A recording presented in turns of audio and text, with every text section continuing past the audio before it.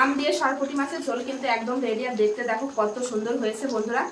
তো আমি একটু ঝোল রেখেছি কারণ ঝোলটা খেতে খুবই ভালো লাগে বন্ধুরা। এই দেখো আমগুলো কিন্তু একদম গলে যায়নি, একটু গোটা গোটা আছে, আর খেতে কিন্তু দুর্দান্ত লাগবে। তো এখন আমি গ্যাসটা বন্ধ করে দেবো, দিয়ে নামিয়ে নেবো, একটা প্লেটে ঢেলে নেবো।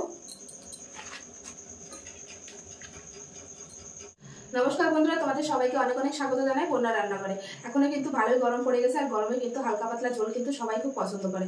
আজকেও কিন্তু সেরকম একটা রেসিপি নিয়ে চলে এসেছি। আজকে বানাবো এই যে এই মাছটা দিয়ে, সরপুঁটি মাছ দিয়ে কিন্তু আম দিয়ে একটা পাতলা ঝোল। স্বাস্থ্যের পক্ষে কিন্তু খুবই ভালো, এই গরমে হালকা পাতলা ঝোল খাওয়াও কিন্তু খুব ভালো। তো সেটাই কিন্তু আজকে রান্না করে তোমাদের দেখাবো। প্রথম থেকে শেষ পর্যন্ত ভিডিওটি অবশ্যই দেখবে, আশা করি তোমাদের অনেক অনেক ভালো লাগবে। আর যে সকল বন্ধুরা নতুন ফেসবুক থেকে দেখলে অবশ্যই পেজটি ফলো করবে, আর ইউটিউব থেকে দেখলে অবশ্যই চ্যানেলটি সাবস্ক্রাইব করবে। তো দেখো এখানে কিন্তু এই যে মাছ, তো দেখো এই মাছটা কেটে কিন্তু আজকে রান্না করব। আর মাছের সাইজগুলো কিন্তু বেশ ভালো আছে। তো আমি এই মাছ দিয়ে করছি, তোমরা চাইলে রুই কাতলা দিয়ে করতে পারো, খেতে কিন্তু দুর্দান্ত লাগে বন্ধুরা, নতুন একটা রেসিপি। তো চলো প্রথমে মাছগুলো কেটে নিই।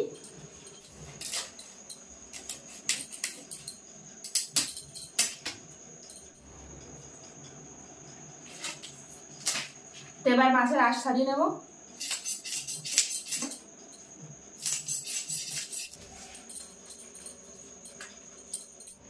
তো এবার পিস পিস করে কেটে নেব।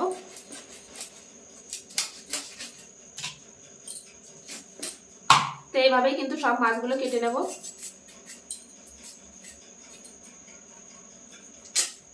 তো দেখো দেখতে দেখতে কিন্তু সব মাছ কেটে নিয়েছি, আর এই একটা মাছ কাটলে কিন্তু হয়ে যায়। এটাও কেটে নেব এখন। তো একইভাবে এই মাছটারও কিন্তু আঁশ ছাড়িয়ে নেব। তো এই মাছটাও কিন্তু একইভাবে কেটে নেব।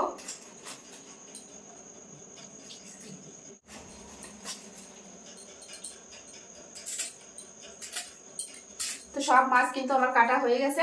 এখন এই মাছগুলো খুব সুন্দর করে ধুয়ে নিয়ে মশলাপাতি নিয়ে ফিরে আসছি, দেখতে থাকো। মাছগুলো কিন্তু খুব সুন্দর করে ধুয়ে চলে এসেছে। আর পরিমাণ মতো মাছ নিয়েছি, বাকিটা রেখে দিয়েছি, কারণ একবার অত মাছ রান্না করলে কিন্তু খাওয়া যাবে না। তো মাছের ভিতর দিয়ে দেবো হলুদ গুঁড়ো, আর দিয়ে দেবো লবণ, দিয়ে খুব সুন্দর করে মেখে নেব। তো এই সাইডে কিন্তু গ্যাসের উপর কড়াই বসিয়ে দিয়েছি, কড়াই কিন্তু খুব ভালোভাবে গরম হয়ে গেছে। এবার মাছ ভাজার জন্য দিয়ে দেবো হচ্ছে তেল। মাছ ভাজার জন্য তেল কিন্তু খুব ভালোভাবে গরম হয়ে গেছে। তো এবার মাছের পিসগুলো দিয়ে দেবো।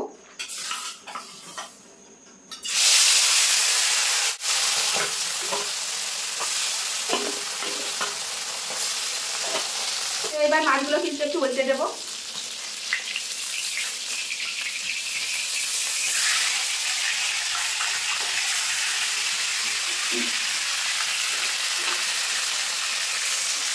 মাছগুলো কিন্তু খুব সুন্দর করে আমি ভেজে নিয়েছি, এখন তুলে নেবো।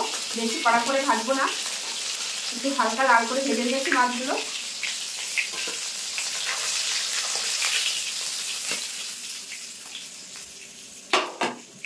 ওই তেলের ভিতর কিন্তু আমি ফোড়ন করে নেবো। ফোড়নে দিয়ে দেবো একটা শুকনো লঙ্কা, আর দিয়ে দেবো হচ্ছে 5 ফোড়ন। ফোড়ন কিন্তু ভাজা ভাজা হয়ে গেছে। আজকে কিন্তু আম দিয়ে যেহেতু সরপুঁটি মাছের আমি ঝোলটা করবো, তার জন্য দেখো এখানে কিন্তু আম নিয়ে নিয়েছি।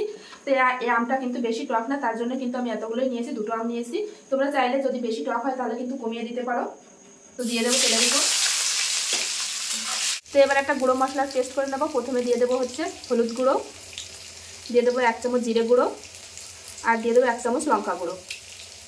সামান্য পরিমাণে একটু জল দিয়ে কিন্তু এটা গুলে নেব। এর ভিতর দিয়ে দেবো এবার আদা বাটা। তো আদা বাটা দিয়েও কিন্তু একটু গুলিয়ে নেব। আমগুলো কিন্তু হালকা করে একটু ভেজে নিয়েছি। এবার যে মশলার পেস্টটা আমি বানিয়ে রেখেছি এটা কিন্তু দিয়ে দেবো পুরোটাই। এবার খুব সুন্দরভাবে কিন্তু একটু কষিয়ে নেব যতক্ষণ না তেল ছাড়ছে। এবার দিয়ে দেবো স্বাদ অনুসারে লবণ, দিয়ে কিন্তু মশলাটা খুব ভালো করে একটু কষিয়ে নেব। মশলা কিন্তু খুব সুন্দরভাবে কষিয়ে নিয়েছে, আর মশলা থেকে কিন্তু তেলও ছেড়ে দিয়েছে। আম কিন্তু একদম গলে যায়নি, কিন্তু এরকম একটু গোটা গোটা থাকবে। এখন আমি ঝোলের জন্য কিন্তু জল দিয়ে দেবো। ঝোল কিন্তু খুব ভালোভাবে ফুটে গেছে। এবার ভেজে রাখা মাছগুলো দিয়ে দেবো, দিয়ে একটু ফুটিয়ে নেব। তো মাছগুলো কিন্তু দেওয়ার পরে খানিকক্ষণ ফুটিয়ে নিয়েছি। এবার দিয়ে দেবো সর্ষে বাটা, দিয়ে একটু খুব ভালো করে মিশিয়ে নেব। তো এইভাবে একবার বাড়িতে বানিয়ে খেয়ে দেখো, খুবই টেস্টি হয় বন্ধুরা। আর গরমের সময় কিন্তু এই রান্নাটা বেশ ভালো লাগে খেতে। এবার দিয়ে দেবো সামান্য পরিমাণে একটু চিনি, যেহেতু টক আছে চিনিটা দিলে কিন্তু খেতে খুব ভালো লাগবে।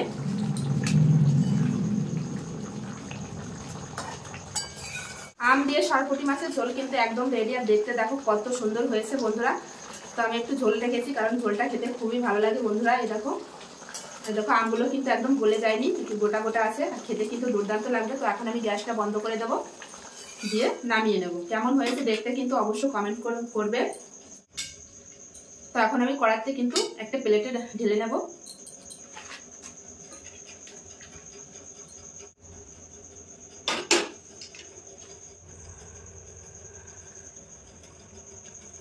তো কড়ার থেকে তো আমি নামিয়ে নিয়েছি প্লেটে। আর দেখতে কেমন লাগছে অবশ্যই কিন্তু কমেন্টে বলবে বন্ধুরা। খেতে কিন্তু দুর্দান্ত লাগে এই রান্নাটা। এই গরমের সময় একটু টক টক কিন্তু সবাই খুব পছন্দ করে। আর এখন তো বাজারে প্রচুর পরিমাণে কাঁচা আম উঠে গেছে বন্ধুরা।